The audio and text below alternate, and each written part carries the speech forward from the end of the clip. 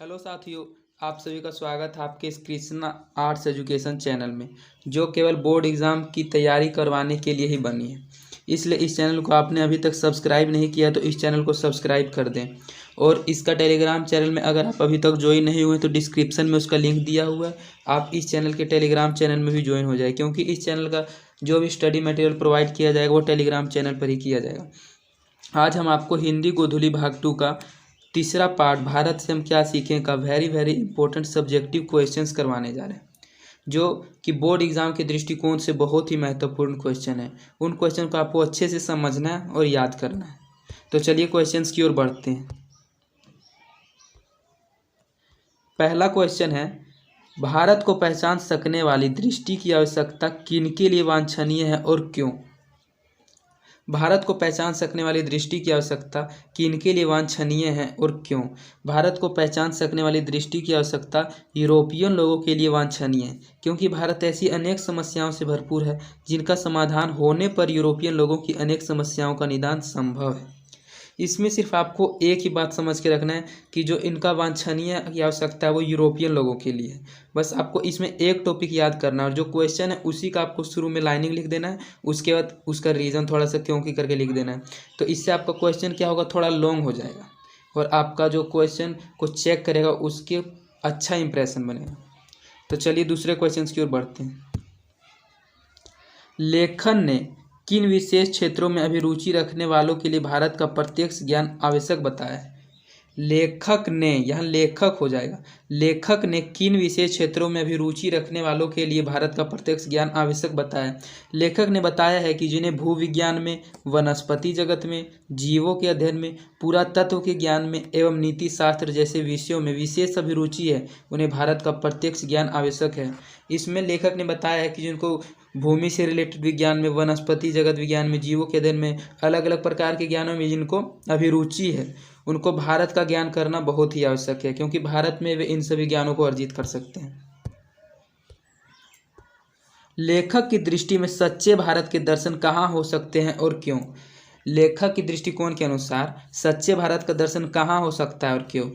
उत्तर है इसका, लेखक की दृष्टि में सच्चे भारत के दर्शन भारतीय ग्रामीण जीवन में ही हो सकते हैं। भारतीय ग्राम्य संस्कृति में सच्चा भारत निहित है, क्योंकि सच्चाई, प्रेम, करुणा, सहयोग की भावना ग्रामीणों में कूट कूट कर भरा होता है। उन्होंने ग्रामीणों, यह एक ऑब्जेक्टिव क्वेश्चन भी है कि गाँवों में ही उनको सच्चे दर्शन हुए थे, लेखन भारत का सच्चा दर्शन। तो लेखक की दृष्टि में सच्चे भारत का दर्शन ग्रामीण जीवन में ही हो सकता है।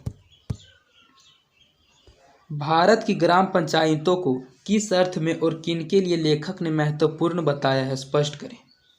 प्राचीन स्थानीय शासन प्रणाली या ग्राम पंचायत प्रथा को समझने समझाने का बहुत बड़ा क्षेत्र भारतीय ग्राम पंचायत में विद्यमान है, जिन लोगों को अत्यंत सरल राजनैतिक इकाइयों के निर्माण और विकास से संबंध प्राचीन युगीन कानूनों के पुरातन रूपों के विषय में हुए अनुसंधान की महत्ता को पहचानने की क्षमता प्राप्त करनी है, उनके लिए भारत की ग्राम पंचायतों को लेखक ने महत्वपूर्ण बताया है। लेखक ने वॉरेन हेस्टिंग्स से संबंधित किस दुर्भाग्यपूर्ण घटना का हवाला दिया है और क्यों? लेखक ने वॉरेन हेस्टिंग्स द्वारा 172 दारिस नामक सोने के सिक्के ईस्ट इंडिया कंपनी के निदेशक मंडल की सेवा में भेजे जाने पर कंपनी के मालिक द्वारा उसका महत्व नहीं समझना और मुद्राओं को गला देना दुर्भाग्यपूर्ण घटना कहा है, क्योंकि वह एक धरोहर था, अन्वेषण का विषय था। इस क्वेश्चन में है कि लेखक ने वॉरेन हेस्टिंग्स से संबंधित किस दुर्भाग्यपूर्ण, कौन सी ऐसी घटना जो दुर्भाग्यपूर्ण का हवाला दिया था। तो एक बार 172 दारिस नामक सोने के सिक्के में उनको मिला था, प्राचीन काल सोने का सिक्का मिला था, जो उन्होंने ईस्ट इंडिया कंपनी के निदेशक को दे दिया था, लेकिन वे उनको महत्व को नहीं समझ पाए और उन्होंने उन सिक्कों को गला दिए थे। यही उनका दुर्भाग्यपूर्ण घटना था। भारत के साथ यूरोप के व्यापारिक संबंध के प्राचीन प्रमाण लेखक ने क्या दिखाए? लेखक के अनुसार सोलोमन के समय में ही भारत, सीरिया और फिलिस्तीन के मध्य आवागमन के साधन सुलभ हो चुके थे। साथ ही इन देशों के व्यापारिक अध्ययन के आधार पर प्रमाणित होता है कि हाथी दांत, बंदर, मोर और चंदन आदि जिन वस्तुओं के ओफिर से निर्यात की बात बाइबिल में कही गई है, वे वस्तुएं भारत के सिवा किसी अन्य देश में नहीं लाई जा सकती।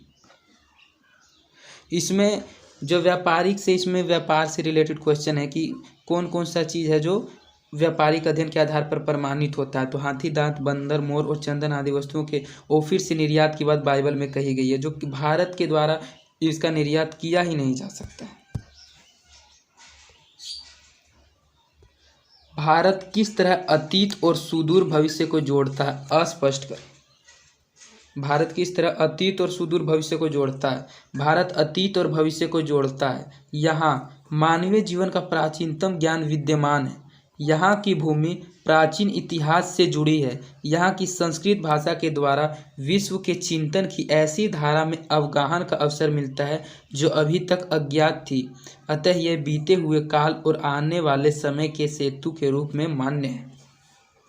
भारत में किस तरह अतीत और सुदूर के भविष्य को जोड़ता है, यहाँ पर लेखक ने उसके बारे में बताया है कि यहाँ की भूमि प्राचीन इतिहास से जुड़ी हुई है। यहाँ की जो संस्कृत भाषा है वह विश्व के चिंतन की धारा का आवागमन में बनी हुई है जो अभी तक अज्ञात थी। अगला क्वेश्चन है, मैक्स मूलर ने संस्कृत की कौन सी विशेषताएं और महत्व बतलाएं। ये देखिए, ये क्वेश्चन 7 नंबर क्वेश्चन से थोड़ा रिलेटेड है। मैक्स मूलर के अनुसार संस्कृत की पहली विशेषता इसकी प्राचीनता है। इसके वर्तमान रूप में भी अत्यंत प्राचीन तत्व भली भांति सुरक्षित है। संस्कृत की मदद से ग्रीक, लैटिन, गोथिक और एंग्लो सैक्सन जैसी ट्यूटानिक भाषाओं, केल्टिक तथा स्लाव भाषाओं में विद्यमान समानता की समस्या को आसानी से हल किया जा सका। इसमें मैक्स मूलर संस्कृत के कौन सी विशेषताएं बताते हैं, तो ये सबसे पहले विशेषता तो ये बता देते हैं कि इससे प्राचीन भाषा कोई और है ही नहीं। संस्कृत ही ऐसी भाषा है जो सबसे अधिक प्राचीन भाषा है। इसके वर्तमान रूप में भी अत्यंत प्राचीन तत्व भली भांति, इनके जो भली भांति पुराना जो इनके तत्व हैं, जो इनके प्रखंड हैं, जो इनके लिखावट हैं, वे अभी तक सुरक्षित हैं। इसलिए संस्कृत की मदद से ग्रीक, लैटिन, गोथिक और एंग्लो सैक्सन जैसी ट्यूटानिक भाषाएं का भी समानता समस्या को आसानी से हल किया जा सका। नेक्स्ट क्वेश्चन है, संस्कृत और दूसरी भारतीय भाषाओं के अध्ययन से पाश्चात्य जगत को प्रमुख लाभ क्या हुए। यहाँ लाभू नहीं, यहाँ लाभ होना चाहिए, क्योंकि लाभू कोई शब्द ही नहीं बनता। संस्कृत और दूसरी भारतीय भाषाओं के अध्ययन से पाश्चात्य जगत को प्रमुख लाभ क्या हुए। इसमें थोड़ा टाइपिंग में थोड़ा मिस्टेक हो सकता है, क्योंकि हिंदी टाइपिंग करने में थोड़ा दिक्कत होता है। तो इसका उत्तर की ओर बढ़ते हैं। इसलिए आपको इसके टाइपिंग पर नहीं जाना, इसके व्याकरण पर नहीं जाना, आपको इसको अच्छे से समझना है। इसका एक PDF बनाकर टेलीग्राम चैनल पर भी डाल दिया जाएगा, जिसको आप खुद से भी जरूर पढ़िएगा। संस्कृत और दूसरी भारतीय भाषाओं के अध्ययन से मानव जाति के बारे में पाश्चात्य जगत के विचार व्यापक और उदार बने हैं। लाखों करोड़ों अजनबियों तथा बब्बर समझे जाने वाले लोगों को भी अपने परिवार के सदस्य की भांति गले लगाने की संस्कृति का विकास हुआ। इसके अध्ययन ने मानव जाति के संपूर्ण इतिहास को एक वास्तविक रूप में प्रकट कर दिखाया, जो पहले नहीं हो पाया था। इसके अध्ययन से पाश्चात्य जगत में विश्व के प्राचीनतम अवस्था का ज्ञान प्राप्त किया जा सका। नेक्स्ट क्वेश्चन है, समस्त भूमंडल में सर्वविध संपदा और प्राकृतिक सौंदर्य से परिपूर्ण देश भारत है। लेखक ने ऐसे क्यों कहा है। जो पूरा भूमंडल है उसमें सबसे अधिक संपदा और प्राकृतिक सौंदर्य से परिपूर्ण देश भारत ही है, ऐसा लेखक ने क्यों कहा है, यह क्वेश्चन उठता है। तो भारत ऐसा देश है जहां मानव मस्तिष्क की उत्कृष्टतम उपलब्धियों का सर्वप्रथम साक्षात्कार हुआ है। यहाँ जीवन की बड़ी से बड़ी समस्याओं के ऐसे समाधान ढूंढ निकाले गए हैं जो विश्व के दार्शनिकों के लिए चिंतन का विषय है। यहाँ जीवन को सुखद बनाने के लिए उपयुक्त ज्ञान एवं वातावरण का सानिध्य मिलता है, जो भूमंडल में अन्यत्र कहीं नहीं है। इनका कहने का मतलब है कि भारत एक ऐसा देश है जहाँ दार्शनिकों के लिए, यात्रिकों को देखने के लिए ऐसी ऐसी जगह हैं जिनको वे देखकर बहुत ही चिंतन कर सकते हैं, और वे यहाँ के वातावरण से अच्छा वातावरण और यहाँ के सुखद जीवन से अच्छा जीवन भारत के भूमंडल के अलावा कहीं नहीं मिल सकता है। लेखक ने नया सिकंदर किसे कहा है, ऐसा कहना क्या उचित है। लेखक का अभिप्राय स्पष्ट कीजिए। लेखक ने नया सिकंदर भारत को समझन, जानन एवं संपूर्ण लाभ करने हेतु भारत आने वाले नावा अंगतुक अन्वेषकों, पर्यटकों एवं अधिकारियों को कहा है। उसी प्रकार आज भी भारतीयता को निकट से जानने के नवीन स्वप्नदर्शी को आज का सिकंदर कहना अतिशयोक्ति है, अतिशयोक्ति है, यह उचित है। नेक्स्ट क्वेश्चन है, धर्मों की दृष्टि से भारत का क्या महत्व है, अथवा धर्म की दृष्टि से भारत का क्या महत्व है, भारत से हम क्या सीखे, पाठ के आधार पर बताएं। धर्मों की दृष्टि से भारत का क्या महत्व है, अथवा भारत की दृष्टि से भारत का क्या महत्व है। यहाँ देखिए दो क्वेश्चन उठ सकता है आपका बोर्ड एग्जाम में, ये दोनों क्वेश्चन में से कोई एक ही क्वेश्चन आएगा, लेकिन दोनों का आंसर एक ही है, इसलिए यहाँ क्वेश्चन दोनों एक जगह लिख दिया गया। इसलिए आपको इस बात पर ध्यान देना है कि क्वेश्चन ये इतना बड़ा नहीं है, ये दो क्वेश्चन है, कोई भी क्वेश्चन आए आपको आंसर इसी का लिखना है। इसका उत्तर है, भारत प्राचीन काल से ही धार्मिक विकास का केंद्र रहा है। यहाँ धर्म के वास्तविक उद्भव, उसके प्राकृतिक विकास तथा उसके अपरिहार्य रूप का प्रत्यक्ष परिचय मिलता है। भारत वैदिक धर्म की भूमि है, बौद्ध धर्म की यह जन्मभूमि है, पारसियों के जरथुअस्त्र धर्म की यह शरण स्थली है। आज भी यहाँ नित्य नए मतांतर प्रकट एवं विकसित होते रहते हैं। इस तरह से भारत धार्मिक क्षेत्र में विश्व को आलोकित करने वाला एक महत्वपूर्ण देश है। नेक्स्ट क्वेश्चन है, लेखक ने नीति कथाओं के क्षेत्र में किस तरह भारतीय अवदान को रेखा अंकित किया है। लेखक ने बताया है कि नीति कथाओं के अध्ययन क्षेत्र में नवजीवन का संचार हुआ है। समय समय पर विविध साधनों और मार्गों द्वारा अनेक नीति कथाएं पूर्व से पश्चिम की ओर प्रवाहित रही है। अलग अलग प्रकार की कथाएं, नीति कथाएं का रेखांकित करने के लिए लेखक ने कहा है। तो लेखक ने बताया है कि अध्ययन क्षेत्र में, नीति कथाओं के अध्ययन क्षेत्र में, मतलब नीति कथाओं को पढ़ने के लिए जीवन में एक नया संचार, एक नया उमंग आया है जो इन कथाओं को पढ़ता है। ये कथाएं पूर्व से पश्चिम की ओर प्रवाहित होती रही हैं। हमारा नेक्स्ट और लास्ट क्वेश्चन है, लेखक वास्तविक इतिहास किसे मानता है और क्यों।